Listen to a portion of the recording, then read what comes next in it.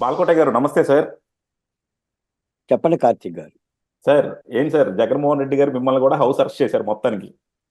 ఎ- ఉమ్, ఎవరైతే జగన్మోహన్ రెడ్డి గారు పెట్టే సభకు కానీ లేకపోతే జగన్మోహన్ రెడ్డి గారు పెట్టే కార్యక్రమానికి కానీ నిరసన తెలిపితే వాళ్ళందరికీ హౌస్ అరెస్ట్. మీ అందరికి కూడా ఉమ్, చక్కగా బాగుంటది ఆ రోజంతా కూడా, ఎందుకంటే మీరు రోజు కూడా ప్రజల్లో ఉంటారు, ఇంట్లో గడిపే సమయం ఉండదు కాబట్టి హౌస్ అరెస్ట్ చేసినప్పుడు హ్యాపీగా ఫ్యామిలీతో గడపచ్చు, అంతేనా సార్? ఉమ్. చెప్పండి సార్ కార్తీక్ గారు. ఆ, ఏంటి సార్, అంటే ఎందుకు మీరు అంటే ఈ నిరసన కార్యక్రమానికి మీరు ఎందుకు తెరలేపారు? అంటే దేని దేని వెనక నిరసన అసలు దీనికి? దేనికోసం నిరసన? ఇప్పుడు అంబేద్కర్ విగ్రహం పెట్టారంటే విజయవాడ నడిబొడ్డులో మీ అందరికి కూడా గర్వకారణమే కదా.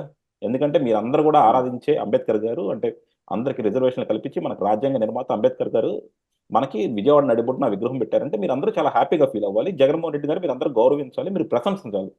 మరి ఎందుకు మీరు అందరూ దానికి నిరసన తెలుపుతున్నారు? కార్తీక్ గారు, డాక్టర్ బిఆర్ అంబేద్కర్ యొక్క విగ్రహం 125 అడుగులు ఎత్తున ప్రతిష్ఠించిన, లేదా 25 అడుగులు మాత్రమే ప్రతిష్ఠించిన, లేదా 10 అడుగులు మాత్రమే ప్రతిష్ఠించిన ఎవ్వరు కూడా దేశంలో కానీ, దళితులు కానీ, మీరు కానీ, నేను కానీ ఆహ్వానిస్తున్నదే తప్ప వ్యతిరేకించం. మహానుభావుల విగ్రహాలను పెట్టుకోవడం అనేది దేశంలో ఒక సాంప్రదాయం. కాకపోతే జగన్మోహన్ రెడ్డి గారు ఈ విగ్రహావిష్కరణ ఇంత పెద్ద ఎత్తున పెడుతుంటే మేము హౌస్ అరెస్టులు అవుతున్నాం. ఇది దీని పరమార్థం. ఇంటి బయట పోలీసులు, ఇంట్లో నేను. ఉహు, రాత్రి నుంచి వేట. ఒక పక్క కోడికత్తి శ్రీను తల్లి సావిత్రమ్మ, సోదరుడు సుబ్బరాజు, ఆ వకీల్ సాబు సలీము, ఇటు దానికి మద్దతు పలికిన బాలకోటయ్య ఇత్యాది అందరం కూడా హౌస్ అరెస్టులతో పోలీసు వేటలో ఉన్నాం నిన్నటి నుంచి. మేమేమంటామంటేనండి, జగన్మోహన్ రెడ్డి గారికి అంబేద్కర్ బొమ్మ ఏర్పాటు చేసి ఆవిష్కరణ చేసే నైతిక అర్హత లేదు అంటాం మేము. ఈ మాట ఎందుకు అనాల్సి వస్తుందంటే, 55 నెలలుగా ఆయన పరిపాలనలో దగాలు పడ్డదే, దిగాలు పడ్డదే, హత్య చేయబడ్డదే, దౌర్జన్యాలకు గురైంది, శిరోముండనాలు చేసింది, అత్యాచారాలు చేసింది దళితుల్ని కాబట్టి. గత ప్రభుత్వం అమరావతిలో శృతివనంలో 30 ఎకరాలు కేటాయించింది ఇదే అంబేద్కర్ బొమ్మ 105 విగ్రహాల స్థాపన కోసం. 4 బొమ్మలను ప్రతిష్ఠించింది. దానిని అమరావతితో పాటు శృతివనాన్ని కూడా ఈయన దగ్ధం చేశాడు. ఆ బొమ్మలను ఎత్తుకుపోయారు. దానికి ఫిర్యాదు చేసినా పట్టించుకోలేదు. అమరావతి కాకుండా 3 రాజధానులని మూర్ఖపు సిద్ధాంతాన్ని అయితే ఎలా ఎత్తుకున్నాడో, అమరావతిలో ఉన్న శృతివనాన్ని దగ్ధం చేసి అక్కడి నుంచి చేసి స్వరాజ్య మైదానం విజయవాడలో ఈ బొమ్మను ప్రతిష్ఠించే కార్యక్రమం రాజకీయాల కోసం చేశాడు. మీకు ఆ స్వరాజ్య మైదానం కూడా దాదాపు విజయవాడ నగర జనాభా దాదాపు 50 లక్షల నుంచి 60 లక్షల మంది కార్తీక్ గారు. ఆ మహానగరానికి ఉన్న ఏకైక స్థలం అదే. ఒక బుక్ ఫెస్టివల్ పెట్టుకోవాలన్నా, ఒక పిల్ల గేమ్స్ పెట్టుకోవాలన్నా, వ్యాయామం చేసుకోవాలన్నా, ఆయా రాజకీయ పార్టీలు సభలు పెట్టాలన్నా దాదాపు 18 ఎకరాల 18 సెంట్లు 2000 కోట్ల రూపాయల విలువ కలిగిన స్థలాన్ని అంబేద్కర్ పేరు మీద ఆయన మార్చాడు. మీరు అంబేద్కర్ బొమ్మ పెడితే మీరు వ్యతిరేకించరు. మీరు ఎందుకు వ్యతిరేకిస్తున్నారు? మీకు ఆనందమే కదా, అది మీరు ఎందుకు బయటకు అది నేను వస్తున్నారు వస్తాను, అది నేను వస్తాను, ఆ టాపిక్ నేను వస్తాను. అని అని మీరు అడగొచ్చు. ఉమ్, అంబేద్కర్ బొమ్మని ఎవరు వ్యతిరేకించరు, ఉమ్, ఎక్కడ పెట్టినా వ్యతిరేకించరు. మీరు వ్యతిరేకించరు, నేను వ్యతిరేకించను, చంద్రబాబు నాయుడు గారు వ్యతిరేకించరు, సోనియా గాంధీ వ్యతిరేకించరు, భారతదేశంలో 140 కోట్ల మంది ఎవరు వ్యతిరేకించరు. కాకపోతే పెడుతున్న అతను దానిలో ఉన్న చిత్తశుద్ధి ఏమిటి? ఈ రోజున ఈ రోజున ఇదే రోజున కోడికత్తి శ్రీను తల్లి సావిత్రమ్మ ఆమరణ నిరాహార దీక్షకి విజయవాడలో రహస్య స్థలంలో కూర్చుంది. కోడికత్తి శ్రీనేమో రాజమండ్రి సెంట్రల్ జైల్లో కూర్చున్నాడు. మేమేమో రహదారుల మీద నిరసనలు వ్యక్తం చేస్తున్నాము. మనం గతంలో ఎన్నోసార్లు మాట్లాడాం మీ వీడియో ద్వారానే. డాక్టర్ సుధాకర్ దగ్గర నుంచి, డాక్టర్ అచ్చెన్న దగ్గర నుంచి, డ్రైవర్ సుబ్రహ్మణ్యం వరకు ఎన్ని అత్యాచారాలు జరిగినాయి. ఈ రోజున నిజంగా ఈయన మూర్తిని పెడుతున్నాడు తప్ప అంబేద్కర్ స్ఫూర్తిని మర్చిపోయాడనేది మా భావన.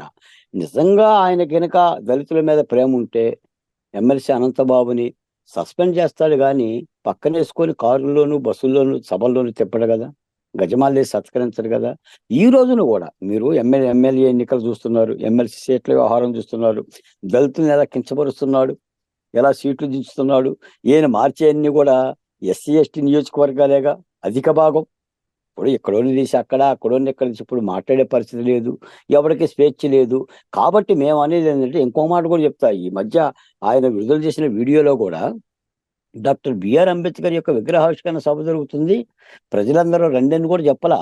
ఆయన పేరు కూడా ఉచ్చరించలేక ఆయన విగ్రహం ఆయన విగ్రహం ఆవిష్కరణ జరుగుతుందని చెప్పిన అంబేద్కర్ పేరు కూడా లేకుండా ఆయన వీడియోలు చేస్తున్నాడు. కాబట్టి మేము అనేది ఏంటంటే, జగన్మోహన్ రెడ్డి గారికి దళితుల గురించి కానీ, ఎస్సీ ఎస్టీల గురించి కానీ, అంబేద్కర్ గురించి కానీ మాట్లాడే నైతిక అర్హత లేదు.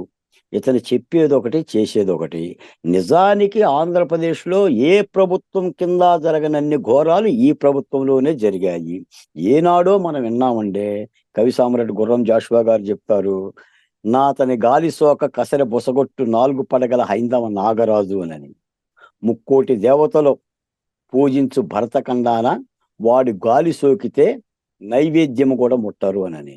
ఈ రోజు కూడా చెప్తున్నాను సార్, దీని రూపం మారింది తప్ప దళితుల మీద అణచివేత మారలా, జగన్మోహన్ రెడ్డి గారి అణచివేత అస్సలు మారలా. ప్రతిపక్ష పార్టీలు కూడా ఈ రోజున సావిత్రమ్మకు మద్దతు పలికిని, కోడికత్తి సీన్ని విడుదల చేయాలని చెప్పేసి జగన్మోహన్ రెడ్డి గారి విగ్రహావిష్కరణ సభకు వెళ్తున్న దళితులంతా కూడా నల్ల బ్యాడ్జీలు ధరించి, నల్ల కండువాలు ధరించి, నల్ల జెండాలు పెట్టుకొని మీరు వెళ్ళండి. ఆయా గ్రామాల్లో సభకు వెళ్ళని దళితులు మొత్తం కూడా ఆయా అంబేద్కర్ విగ్రహాల దగ్గర మీ ఇళ్లలో కనీసమైన నిరసన వ్యక్తం చేయండి నిన్న దళిత సంఘాలతో కలిసి అమరావతి బహుజన్ చేసిగా నేను పిలుపునిచ్చాను. ఆ పిలుపుని పురస్కరించుకొని రాత్రికి రాత్రి దాదాపు 10-15 మంది ఫోన్లు, ఎస్ఐలు, సిఐలు కదలకోకుండా ఒక హౌస్ అరెస్టులు. ఎంతకాలం చేస్తారు ఇదంతా కూడా? ఈ రోజున మీరు చూడండి కార్తీక్ గారు, అంగన్వాడీ టీచర్లు ఎక్కడ ఉన్నారు? ఇప్పటికీ రోడ్డు మీద ఉన్నారు. సంక్రాంతి పండుగ ముఖ్యమంత్రి గారు చేసుకున్నది తప్ప అంగన్వాడీ టీచర్లు చేసుకోలేదు కదా, ఏ సామాజిక వర్గాలు చేసుకోలేదు కదా. నేను ఒక మాట చెప్తున్నాను కార్తీక్ గారు, ఈ సందర్భంగా ఇప్పుడు ఈ కేసులో కూడా ముఖ్యమంత్రి గారే ప్రధానమైన సాక్షి, ముఖ్యమంత్రి గారు ఫిర్యాదుదారుడు. ఆయన కోర్టుకు వెళ్ళి మనం 2 కలిపేస్తున్నాం. అంబేద్కర్ విగ్రహం అయిపోయినాక కోడికత్తి గారికి సెపరేట్ గా చేద్దాము, ఎందుకంటే దానికి నిజంగా మంచి అటెన్షన్ రావాలి. ఇక్కడ అంబేద్కర్ విగ్రహం గారు చెప్పండి సార్, ఎందుకంటే ఇప్పుడు అంబేద్కర్ విగ్రహానికి నాకు జనరల్ గా కూడా చాలా మంది మీద కంప్లైంట్ ఉంది. ఎందుకంటే పీడబ్ల్యూడి గ్రౌండ్స్ అన్నది విజయవాడలో నివసించే వాళ్ళందరికీ కూడా చాలా స్పెషల్ అనమాట. ఎందుకంటే మేమందరం క్రికెట్ ఆడుకుంది అక్కడే, మేమందరం కార్ డ్రైవింగ్ నేర్చుకుంది అక్కడే, మేమందరం ఎగ్జిబిషన్కి వెళ్ళింది అక్కడే, మేమందరం కావాల్సిన సామాన్లు రైతు బజార్కి వెళ్ళి రైతులను ఆదుకుంది కూడా అక్కడే. మేము ఏదన్నా విజయవాడలో సభ జరగాలన్నా అక్కడే. అలాంటి ఒక సభని, అలాంటి ఒక మంచి స్థలాన్ని ఈరోజు అంబేద్కర్ విగ్రహం అనే దాంతో క్యాప్చర్ చేశారు. ఎందుకంటే మీరు పేదవాడికి ఎవరికి అన్యాయం జరిగినా సరే ముఖ్యంగా సిపిఐ, సిపిఎం మీలాంటి దళిత నాయకులు అందరూ కూడా పోరాడతారు. కానీ ఇక్కడికి వచ్చేసరికి మీరు అందరూ సైలెంట్గా ఉన్నారు. అక్కడ మనకి ఎప్పుడైతే రైతు బజార్ పెట్టారో, రైతు బజార్ని చుట్టూ నమ్ముకొని ఎంతో మంది పేద ప్రజలు విజయనగరం, శ్రీకాకుళం నుంచి వచ్చి కూడా వలస వచ్చి ఇక్కడ అంగళ్ళు నిర్వహించుకుంటా చాలా మంది కూడా ఇన్నాళ్ళు వాళ్ళ బతుకు జీవనం సాగిస్తూ ఉన్నారు. ఈ రోజు వాళ్ళందరినీ రోడ్డు మీద పడేశారు.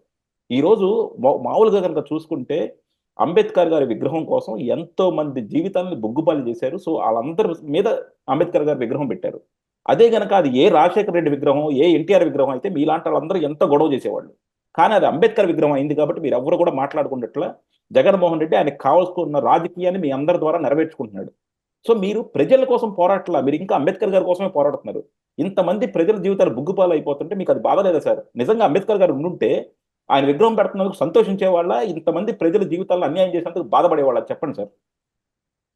కార్తీక్ గారు, అమరావతి రాజధాని మారుస్తుంటే, అమరావతిని ధ్వంసం చేస్తుంటే బయటకు వచ్చి ఎవరు మాట్లాడారు? మేము మాట్లాడామా? మాట్లాడలేదా? మీరు మాట్లాడారు. అదే మేము కాదు, దళితులమే దళిత సమూహం మాట్లాడిందా లేదా? దళిత సంఘాలు కూడా మాట్లాడినాయా? అమరావతిలో మేము ఉన్నాము, భూములు ఇచ్చిన వాళ్ళు మేము ఉన్నామని, భూములు ఇచ్చిన వాళ్ళు మేము ఉన్నామని. ఈ రోజున జగన్మోహన్ రెడ్డి గారు అక్కడ అంబేద్కర్ బొమ్మ పెడుతున్నాడు. ఆ బొమ్మని పెట్టొద్దు అని మనం అన్నాం అనుకోండి, ఆయన పెట్టకుండా ఉంటాడా? ఆగిపోతాడా? అమరావతి మీదే ఆగని జగన్మోహన్ రెడ్డి గారు ఈ బొమ్మ పెట్టకుండా ఆగుతాడా? ఇప్పటికీ మేమేమంటున్నాం, కేవలం రాజకీయాల కోసమే జగన్మోహన్ రెడ్డి గారు 125 అడుగుల ఎత్తుల బొమ్మను పెట్టుకుంటున్నాడు అన్నాం. మేము ఇంకో మాట కూడా చెప్పాం, తెలంగాణలో 125 అడుగుల విగ్రహానికి కేసీఆర్ గారు 120 కోట్లు ఖర్చు పెడితే జగన్మోహన్ రెడ్డి గారు 404 కోట్లు ఖర్చు పెడుతున్నాడు. ఈ డబ్బులు కూడా సాంఘిక సంక్షేమ శాఖ నుంచి కేటాయించాడు. అంటే దళితులకు సంబంధించిన సంక్షేమ పథకాలకు కేటాయించిన నిధులు తీసుకెళ్ళిపోయి బొమ్మ కోసం కేటాయిస్తున్నాడు.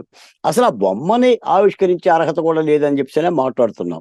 జగన్మోహన్ రెడ్డి గారు కుట్ర బుద్ధితో రాజకీయం కోసం చేస్తున్న పని అని చెప్పేసి చెప్తున్నాం. ఒక ప్రభుత్వం నిర్ణయం తీసుకున్న తర్వాత ఈ రోజున మీరు చూడండి, 3 రాజధానుల నిర్ణయం తీసుకున్నాడు ఆయన. న్యాయస్థానాలు చెప్పినా వింటల్లా, రైతులు ఉద్యమం చేసినా వింటల్లా, మీలాంటి వాళ్ళు మాలాంటి వాళ్ళు మాట్లాడినా వింటల్లా, 55 నెలల కాలం గడిచినా వింటల్లా. ఎక్కడ వింటున్నాడు ఆయన? ఆయన పట్టుకున్న దానికి 3 కాళ్ళు అనే ఒక తత్వం తప్ప ఇటువంటి పరిపాలకులు మనం ఏం చేయగలుగుతాం చెప్పండి. కాబట్టి వైసీపీని గద్దె దింపడం తప్ప వేరే మార్గం లేదు. వేరే మార్గం లేదు.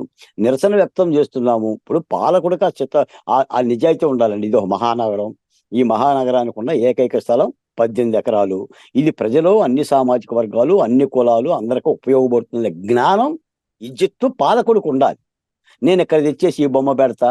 ఇప్పుడు మోడీ గారు కూడా పెట్టారు బొమ్మ, లేదా కేసీఆర్ గారు కూడా పెట్టారు. నేను వచ్చి ఇక్కడ బొమ్మ పెడతా, ఇక్కడ వచ్చి దిమ్మె పెడతా అంటే చేయగలిగింది ఏముంది? అవి వినే ముఖ్యమంత్రి కూడా కాదు కదా. తప్పనిసరిగా మీరన్నట్టుగా మేము మొదటి నుంచి మాట్లాడుతున్నాం. అది బహుళ సమాజం కోసం, బహుళ ప్రయోజనాల కోసం, బెజవాడ వాసుల కోసం కేటాయించిన ఒకే ఒక స్థలాన్ని అన్ని డిపార్ట్మెంట్లు ఎల్లగొట్టి మీరు బొమ్మను అక్కడ పెడుతున్నారు. ఆ పెట్టేదేదో ఆ స్మృతివనంలోనే ఉంచొచ్చు కదా. గత ప్రభుత్వం 300 ఎకరాలకి 30 ఎకరాలు కేటాయించింది కదా, నిధులు ఇచ్చింది కదా. అంటే ఆయన విన్నాడు కదా. అమరావతినే ఇష్టపడిన వ్యక్తి అమరావతిలో శృతివనాన్ని ఏమి ఇష్టపడతాడు? ఆ విధమైన విధానమే కదా ఇది. ఇప్పుడు మీ రోజున ఇంకో మాట చెప్తారు. అసలు ఏ విషయంలో దళితుల పట్ల జగన్మోహన్ రెడ్డి గారు కించిత్తు ప్రేమ కలిగిన వాక్యాలు చెప్పండి. పేరుకు మాటలు చెప్పడం తప్ప, ఏదో సభల్లో చెప్పడం తప్ప, నా ఎస్సీ నా ఎస్టీ. ఇప్పుడు రేపు ఇవాళ సాయంత్రం అదే విగ్రహావిష్కరణ సభలో అరుస్తాడు చూడండి. ఎట్ట అరుస్తాడంటే మైకులు పగిలిపోతాయి. నా నా నా అని చెప్పేసి అరుస్తాడు. అది జగన్మోహన్ రెడ్డి గారు ఆయన ఈ నవరత్నాల ద్వారా నేను బడుగులకు ఇస్తున్నాను, రేపు పొద్దున వీళ్ళ దగ్గర నుంచి నాకు ఓట్లు కావాలని చెప్పేసి, సీట్లు కావాలని ఓట్ల రాజకీయాల్లో భాగంగానే ఇంకో మాట కూడా చెప్తా. ఇప్పుడు బొమ్మ కాల పరిమితి ఎంత తెలుసా? ఎంతకాలం పట్టింది? 4 సంవత్సరాలు పట్టింది. బొమ్మ నిర్మాణానికి 4 ఏళ్ళు పట్టిందండి. వీళ్ళందరూ ఏమన్నారు గత ప్రభుత్వాన్ని కూడా? అమరావతిని 5 ఏళ్లలో పూర్తి చేసి ఉన్నట్టయితే ఈ ఇబ్బందులు వచ్చాయి కావు కదా, నువ్వు ఎందుకు పూర్తి చేయలేదు అని గత ప్రభుత్వాన్ని చంద్రబాబు నాయుడిని అడిగారు. బొమ్మ కట్టడానికే నీకు 4 ఏళ్ళు పట్టింది. మరి ఆ రోజున అమరావతి నిర్మాణానికి కేవలం 2017లో నిర్మాణ కార్యక్రమాలు స్టార్ట్ అయినాయి. అంతకు ముందేమో భూ సమీకరణకి 2 సంవత్సరాలు కేటాయించబడ్డాయి. 2 ఏళ్లలో సచివాలయం వచ్చింది, అసెంబ్లీ వచ్చింది, హైకోర్టు వచ్చింది, భవన నిర్మాణాలు వచ్చినాయి, సీడ్ యాక్సిస్ రోడ్డు వచ్చింది. అంటే ప్రభుత్వం చెప్పేదానికి చేసేదానికి పొంతం లేదు. కాబట్టి ఈ రోజున మళ్ళీ చెప్తున్నా, విజయవాడలో అంబేద్కర్ బొమ్మ పెట్టినా, లేదా మహానగరంలో అంబేద్కర్ బొమ్మ పెట్టినా, కొండ మీద పెట్టినా, ఎక్కడ పెట్టినా అంబేద్కర్ బొమ్మను వ్యతిరేకించడంలా ఆ బొమ్మ పెడుతున్న దానిలో ఉద్దేశాన్ని వ్యతిరేకిస్తున్నాం. ఆ ఉద్దేశం కరెక్ట్ కాదు. నువ్వు దళితులకు అన్యాయం చేసి బొమ్మల్లో నువ్వు రాజకీయం చేస్తున్నావయ్యా. అంబేద్కర్ యొక్క మూర్తిని పెడుతున్నావు, స్ఫూర్తిని వదిలేస్తున్నావు. ఇది మాకేమి న్యాయం చేసినట్టు కాదు, దగా చేసినట్టే. కాబట్టి దళిత బహుజన కులాలారా, అంబేద్కర్ విగ్రహం పేరు మీద జగన్మోహన్ రెడ్డి గారు మరోమారు మోసం చేయడానికి వస్తున్నాడు మీ దగ్గరికి.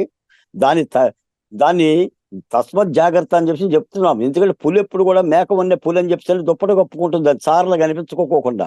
జగన్మోహన్ రెడ్డి గారు కూడా తన క్రూరత్వము, తను చేసిన పరిపాలన లోపాలు కనిపించుకోకుండా ఉండాలంటే ఏదో ఒక బొమ్మను అడ్డం పెట్టుకోవాలి. అంబేద్కర్ బొమ్మనో, పూలే బొమ్మనో, లేదంటే గాంధీ గారి బొమ్మనో, లేదా రాజశేఖర రెడ్డి గారి బొమ్మనో, లేదా రంగా బొమ్మనో, లేదా ఎన్టీఆర్ బొమ్మనో. ఆఖరికి ఎన్టీఆర్ బొమ్మను కూడా వాళ్ళు అడ్డం పెట్టుకుంటున్నారు కదా. ఎన్టీఆర్ బొమ్మను అడ్డం పెట్టుకుంటారు, ఎన్టీఆర్ గారి కుమార్తెను మాత్రం శాసనసభలో తిడుతూ ఉంటారు. ఇది కదా మరి రాజకీయం. కాబట్టి ఈ రోజున నిరసన వ్యక్తం చేయాల్సిన దళిత సమాజానికి మేము పిలిపించాము. అయినా కూడా కార్తీక్ గారు ఇంకెంతకాలం? ప్రజలు అలసిపోయారు. ఇంకా 60 రోజులు ఉంది పరిపాలన 60 రోజులు ఉంది. తప్పనిసరిగా ప్రజాస్వామ్యంలో మీరు చేసినా, నేను చేసినా ప్రజలను చైతన్యవంతం చేసి ఈ ప్రభుత్వ వ్యతిరేక ఓటుని ప్రభుత్వానికి వ్యతిరేకంగా వేపించగలిగి ప్రభుత్వాన్ని సాగనంపటం తప్ప ప్రజాస్వామ్యంలో ఆల్టర్నేటివ్ ఏముంటుంది చెప్పండి? ప్రజాస్వామ్యంలో ఎన్ని నిరసనలు చేసినా, ఎంత గోల చేసినా, ఎంత యుద్ధం చేసినా ఆఖరిగా ప్రజాస్వామ్యంలో ఓటే. ఈ అంబేద్కర్ ఇచ్చిన బలమైన ఆయుధం ప్రజలకే ఓటు. ఆ ఓటు ద్వారానే తలరాతలు మార్చుకోవాలి. ఇటువంటి తలవంపులు తెచ్చే పరిపాలకులని తల దింపి గద్దె నుంచి ఇంటికి పంపాలి. Thank you sir, thank you. డెఫినెట్గా. ఎందుకంటే మనం చేసే ప్రతి అంశం కూడా ఏంటంటే ప్రజల చైతన్యం కోసమే. ఆ ప్రజలను చైతన్యం చేసేది ఎందుకంటే రేపు ఈ జరిగిన తప్పులన్నింటినీ సరిదిద్ది అలా ఓటు సక్రమంగా వేసుకుంటారనే ఈ రోజు ప్రయత్నం. మనం ఇక్కడ జగన్మోహన్ రెడ్డి గారిని విమర్శించడం ఇది కాదు, జరుగుతున్న తప్పుని ఎలుగెత్తి చూపడం, ప్రజలకు అర్థమయ్యేలా వివరించడం. అది మీరు బాగా చేశారు సార్. థ్యాంక్ యూ అండి. Thank you very much. Thank you.